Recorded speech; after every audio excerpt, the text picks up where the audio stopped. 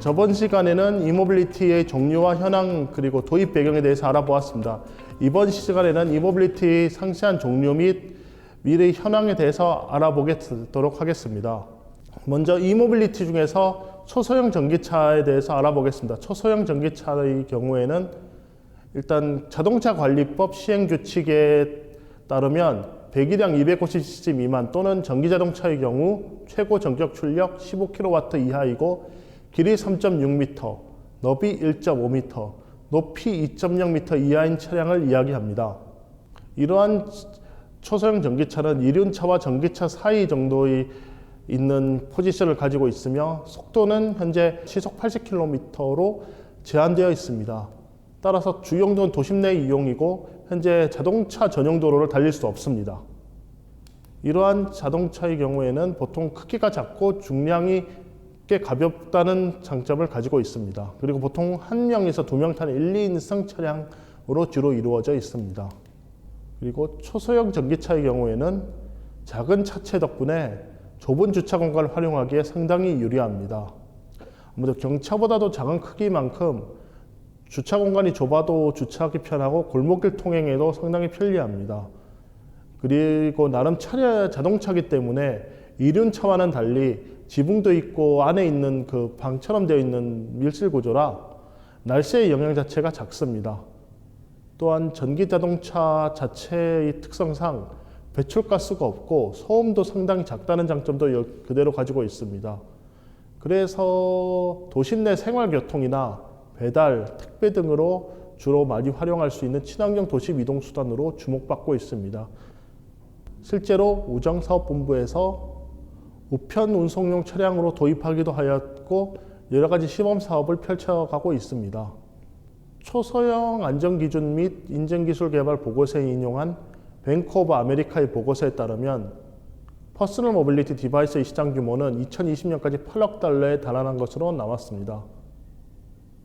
그리고 프로스트 앤 설리반에서 2020년까지 135개 이상의 마이크로 모빌리티에 해당하는 자동차 모델이 출시될 것으로 예측하였고 이용자 수도 3,500만 명 이상이 될 것으로 전망하였었습니다. 세계 주요 자동차 생산 업체도 초소형 전기차를 개발하고 있으며 경차 같은 경우에는 소형차와 특성이 비슷하기 때문에 일반 승용차보다도 더 빠른 성장세를 기대하고 있습니다. 또한 중국에서 여러 전기차에 대해서 많은 투자와 개발을 하고 있는데 초소형 전기차의 경우에도 중국에서 상당히 많이 활발한 개발을 현재 추진하고 있습니다. 또한 한국에서도 중국의 초소형 전기차에 관심을 가지거나 도입해서 판매하는 업체들도 여럿 있습니다.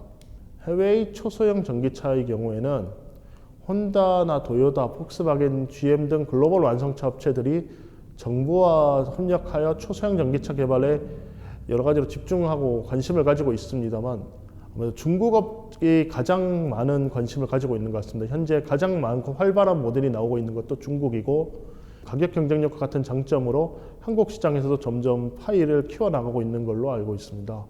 이러한 중국제를 또한 수입해서 판매하는 업체들도 점점 늘어나고 있는 걸로 알고 있습니다. 그래서 일본의 도요타 컴스 차종의 경우 일본 대표 편의점인 세븐일레븐과 홈배송 비즈니스 모델을 통해서 근거리 배송 서비스의 활용 가능을 제시하는 시범 사업을 벌인 게 2014년에 시작했었을 겁니다. 혼다도 MC 베타라는 차를 활용해서 구마모토현이나 사이타마시 등에서 시험 실증 운행 사업의 대상 차량으로 사용하여서 이미 운용해 본 적이 있습니다. 그리고 국내의 경우에도 2017년에 국내 최초에 출시한 이후에 2018년 누적 운용 대수만 6,959대이고 정부 주도의 수요로 인한 B2G 시장 확대 가능성도 존재할 뿐만 아니라 민간에서도 점점 사용을 넓혀갈 가능성이 있습니다. 실제로 전기 화물차 같은 경우에는 가끔씩 보이기도 하고 전기 초소형 전기차의 경우에도 가끔 길에서 볼 수 있는 것을 알 수 있을 겁니다. 캠시스나 스마트 솔루션즈, 마스터 전기차, 대창 모터스, 르노 삼성, KST, 디피코 등 여러 회사에서 지금 판매해서 중인데 특히 디피코의 경우에는 최초 한국 국내에서 자체적으로 강원형 일자리 사업을 통해서 P250이나 초소형 전기차를 개발한 이후에 P450이란 경형 전기 화물차까지 개발하기도 하였습니다. 그래서 이러한 초소형 전기차의 장점으로는 아무래도 에너지 소비가 적은 만큼 CO2 배출을 비롯한 각종 공해 배출이 줄어듭니다. 전기차가 자체적으로 배출하는 가스는 당연히 없지만은 에너지 소모가 적으면 그만큼 들어가는 전기가 적기 때문에 발전소 자초에서 나올 수 있는 CO2라든가 여러 오염 물질의 양도 그만큼 줄일 수 있습니다. 따라서 에너지 소비가 줄어드는 만큼 CO2 배출 감소도 같이 따라오게 되어 있습니다. 또한 근거리를 이동하기에는 작은 차량이 아무래도 여러 가지로 편안합니다. 하지만은 아무리 근거리 이동이라 하더라도 짐을 싣고 킥보드를 쓰기에는 어려운 경우도 많이 있습니다. 또한 전기 자동차 같은 경우에도 어느 정도 이상의 짐을 싣고 이동하기는 어렵고 아무래도 차량을 써야 되는 경우도 많이 있습니다. 특히 우천시 같은 경우에도 그러한 곤란한 경우가 많은데 그럴 때도 자유롭게 이용하기 편하다는 차량이라는 존재이면서 작아서 쓰기 편하다는 것은 커다란 장점이라고 볼 수 있습니다. 그래서 이러한 초소형 전기차의 사용 활용이 늘어나면은 카시어링이나 연기형 교통 시스템과 같은 새로운 비즈니스를 창출할 수도 있고 그러한 비즈니스와 새로운 형태의 교통 시스템 창출도 노려볼 수 있을 것으로 판단됩니다. 현재 국내에서 이 초소형 전기차 시장은 현재 2020년 7월까지만 해서 1116대가 팔렸을 정도로서 2019년보다 많이 팔렸던 것으로 알고 있습니다. 현재 2020년 기준으로는 누적 6,959대이고 21년에는 전기 화물차만 1,500대가 이미 등록된 것으로 추산되고 있습니다. 그만큼 초소형 자동차도 지금 꾸준히 시장에서의 시장 점유율을 높여가고 있는 것을 확인할 수 있습니다. 이모빌리티에서도 중요한 퍼스널 모빌리티에서도 현재 많이 주목받고 있었던 것이 공유 전동 킥보드일 것입니다. 전동 킥보드는 당연히 전기로 가는 킥보드를 말하는데 이 중에서 공유는 전동 킥보드를 유상 또는 무상으로 대여해줘 가지고 사용하는 공유 서비스라고 볼 수 있습니다. 한국에서는 전동 킥보드를 당연히 쓰려면은 운전면허가 필요한 만큼 공유 전동 킥보드 역시 예외는 없습니다. 렌트카를 할 때 운전면허가 필요한 것처럼 공유 전동 킥보드 역시 운전면허는 필수적으로 있어야 됩니다. 그런데 이러한 공유 전동 킥보드 아무래도 크기가 작고 근거리 이동에서는 훨씬 부피를 적으면서 편하기 때문에 기존의 버스와 지하철과 같은 스테이션 기반 공유 교통 서비스에 비해서 훨씬 도크리스 방식으로 편하게 제공되고 또 사실 버스가 뭐 1m마다 서거나 100m마다 서진 않기 때문에 사실 그러한 근거리 이동에서는 훨씬 편리합니다. 실제로 그래서 지하철이나 버스에서 내려서 공유 킥보드를 이용해서 목적지까지 이동하는 것이 많이 하였고 그게 사실 공유 전동 킥보드의 주요 사업 수익원이었습니다. 그래서 이러한 전동 킥보드를 중심으로 퍼스널 모빌리티 시장 자체가 연평균 20% 이상 고속 성장을 하고 있다고 한국교통연구원에서 이야기하고 있습니다. 한국교통연구에 따르면 이러한 국내 퍼스널 모빌리티 시장은 연평균 20% 이상 고속 성장 중입니다. 이러한 연평균 20% 이상 고속 성장에는 분명히 전동 킥보드에 대한 수요가 커지는 거에 영향도 꽤 크다고 생각됩니다. 전동 킥보드를 포함한 국내 스마트 모빌리티 시장 규모는 2016년 6만 대였으나 2022년에 20만 대까지 증가할 전망되고 있습니다. 이러한 공유 킥보드를 일별 이용량, 이용 대수, 이용 인원 등 여러 가지 이용 특성에 대해서 4월부터 6월까지 분석한 논문에 의하면은 아무래도 4월에 비해서 6월에 모든 이용량, 이용 대수, 이용 민원 등 이용 시간 등 모든 이용 특성이 다 증가하는 걸 알 수 있습니다. 아무래도 날씨가 더워질수록 멀리 걸어가기 힘들기 때문에 그만큼 킥보드를 이용하려는 수요도 증가한다고 볼 수 있습니다. 이러한 지하철역 인근 지역이나 대학교, 복합 쇼핑몰, 공원, 카페거리 등과 같이 통행 유발 시설이 위치한 지역에 상대적으로 이용량이 많은데 아무래도 스테이션 기반의 기존 버스나 지하철 등에서 내려서 목적지까지 이용할 때 전동 킥보드를 주로 사용하려는 수요가 크기 때문에 이러한 통행 유발 시설이 많은 지역일수록 이용량이 많은 것이 당연하다고 볼 수 있겠습니다. 그리고 전기 자전거입니다. 퍼스널 모빌리티 중에서 전기 자전거인데 전기 자전거의 경우에는 전기 오토바이 즉 전기 모터사이클과는 분리해야 하는 게 자전거에 전동기 배터리 등을 장착하여 전동기의 힘을 통해 자전거가 움직이는 것은 전기 자전거와 전기 모터사이클이 같긴 합니다. 근데 자전거 중 페달을 밟는 것을 모터가 보조해주는 장치가 달린 자전거는 전기 자전거고, 그냥 페달 없이 모터 힘만으로 구동되면 그거는 전기 바이크 또는 전기 모터사이클 등으로 하는 또 다른 분류로 들어갑니다.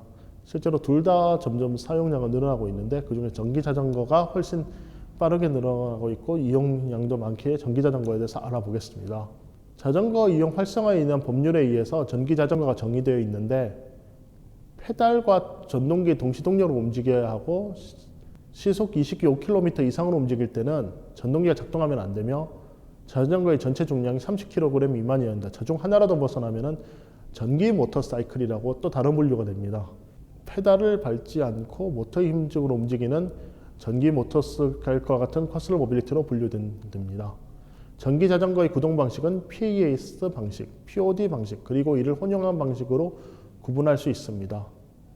PAS 방식은 페달링을 인식한 모터 구동 방식으로 탑승자가 페달에 전달하는 압력을 기준으로 모터의 출력을 조절하는 방식입니다. 탑승자의 페달링 방식을 유무를 파악하여 모터를 구동 또는 중지시키는 페달 보조 방식도 역시 똑같이 PA 방식으로 구분됩니다. 그에 비해서 POD 방식은 스로틀 방식으로 버튼이나 레버를 이용해서 모터를 구동하는 방식입니다. 물론 이를 혼용한 방식도 있기는 한데 보통 PAS 방식이 제일 많이 쓰이는 것 같습니다. 이러한 국내 전기 모터사이클이는 이 경우에는 현재 2014년까지 1095대가 보급되었고, 전기 자전거의 경우에는 자전거 이용 활성화에 관한 법률에 의해서 운전면허 자전거 도로가 통행 가능하고 전기 자전거에 대해서 제대로 정의가 되었습니다. 딜로이트가 펴낸 전기 자전거 시대의 도래라는 제목의 연구 보고서에 따르면 응답자의 18%가 전기 자전거를 이모빌리티의 수단으로 이용해서 출퇴근하고 있는 것으로 파악하고 있습니다. 그 다음으로 많은 것은 전기차를 이용해 출퇴근하고 있다는 응답자였고 7%입니다. 확실히 많은 차이가 있는 것을 알 수 있습니다. 이모빌리티 수단 가운데 전기 자전거가 기존 교통수단을 대체하기에 가장 매력적으로 인식되고 있습니다. 매력도를 따진 데 적용된 기준으로 크게 이동수단으로의 실용성, 다른 교통수단을 대체할 수 있는 능력, 지속 가능성, 재미 등이 적용됐는데, 전기 자전거는 실용성에서 62%, 대체 능력에서 46%, 지속 가능성에도 41%, 재미에서 37%를 각각 얻어 전체적인 매력도 측면에서 으뜸을 차지한 것으로 분석됩니다. 실제로 전기 자전거 같은 경우에는 바퀴가 크고 산악에서나 아니면 계단 같은 지형도 어느 정도 극복이 됩니다. 물론 완전한 계단은 극복을 못하지만 어느 정도 고저차가 있는 지형이 극복 가능하면서 나름 내려서 그냥 밀고 갈 수도 있고, 자전거처럼 여러 가지로 자전거와 운영 방식 비슷하기 때문에 자전거를 타는 사람한테도 익숙합니다. 또한 이러한 점은 공유 킥보드의 경우에는 바퀴가 작아서 아무래도 도심지의 평탄한 도로에서만 주로 운영할 수밖에 없다는 점에 비하면 자전거의 커다란 장점이라고 볼 수 있습니다. 이러한 장점은 관광지 같은 데서 쓰기에도 유리하다는 거 생각되며, 실제로 MAAS 같은 그런 복합적으로 잘 활용할 수 있지 않을까 생각됩니다. 실제로 제가 처음으로 전기 자전거를 타본 것도 일본의 관광지에서 관광용으로 걸어다니기 힘들어서 빌려서 탔던 것이 처음이었습니다. 그러한 여러 가지 장점들은 글로벌 이모빌리티 시장에서 퍼스널 모빌리티 중에서 전기 자전거가 꽤 많은 비중을 차지할 것을 예고하는 대목이라고 볼 수 있겠습니다. 해외의 경우에는 데이터 조사 전문 업체 스태티스트에 따르면 전 세계 자전거 시장 규모는 2018년부터 28년까지 연평균 9.6%의 성장률로 계속해서 꾸준히 성장될 것으로 전망되며 2028년에는 484억 달러의 시장 규모로 차지할 것으로 생각됩니다.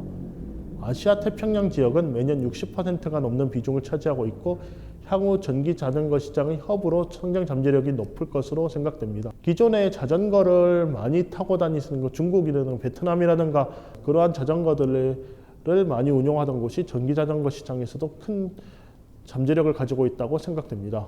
한국 스마트 이모빌리티 협회에 따르면 2020년 국내 전기 자전거 판매 대수는 7만 8천 대를 기록합니다.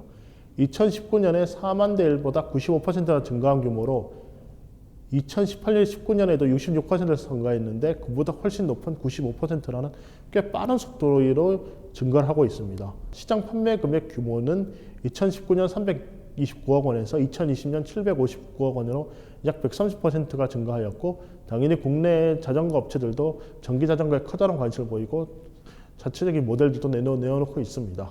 이상으로 이번 시간에는 이모빌리티들의 종류 및 이모빌리티의 국내외 현황에 대해서 알아보았습니다. 다음 시간에는 강원도 이모빌리티 산업 현황에 대해서 알아보겠습니다.